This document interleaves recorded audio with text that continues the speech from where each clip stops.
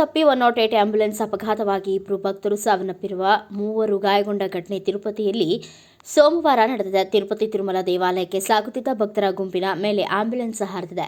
ಚಂದ್ರಗಿರಿ ಮಂಡಳದ ನರಸಿಂಗಪುರದಲ್ಲಿ ಅಪಘಾತ ಸಂಭವಿಸಿದೆ ಎಂದು ವರದಿಯಾಗಿದೆ.